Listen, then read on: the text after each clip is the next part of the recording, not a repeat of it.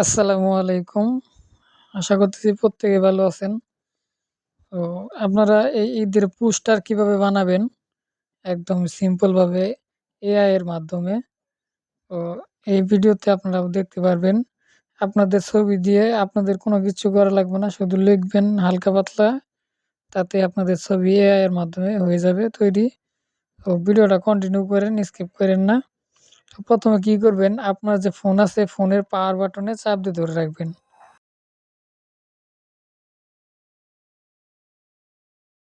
আসবে অথবা আপনি চাইলে ক্রোম ব্রাউজারে গিয়ে জেমিনি লিখে সার্চ দিলেও এরকম আসবে।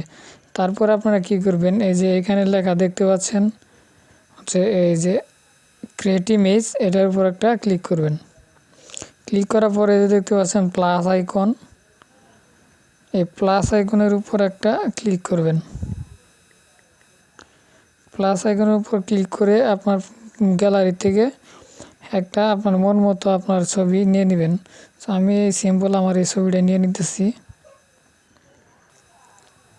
ছবিটা নেওয়ার পর এখানে বাংলাতে লিখেন, ইংরেজিতে লিখেন আপনার ইচ্ছা।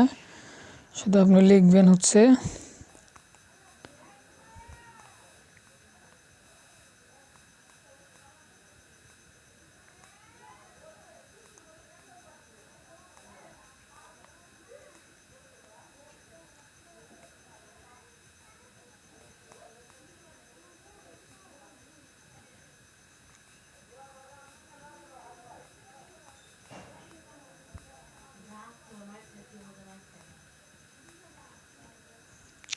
আমার এই ছবিটি দিয়ে পবিত্র ঈদ উল ফিতরের সুন্দর পোস্টার বানিয়ে দাও।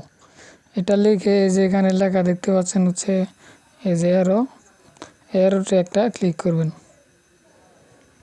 তারপরে জেমিনি কাজ করা শুরু করে দিবে, আপনার ছবি দিয়ে একটা পোস্টার বানিয়ে দিবে।